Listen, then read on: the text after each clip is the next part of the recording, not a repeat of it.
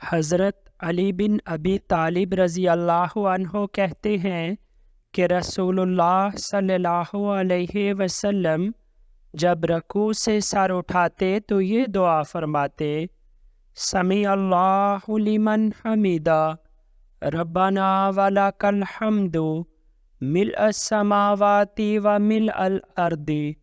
وملء ما بینہما وملء ما شئت من شیء بعد۔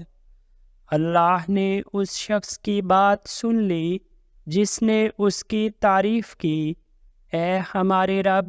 سب تعریف تیرے ہی لیے ہے، آسمان کے برابر، زمین کے برابر، زمین و آسمان کی تمام چیزوں کے برابر، اور اس کے بعد ہر اس چیز کے برابر جو تو چاہے۔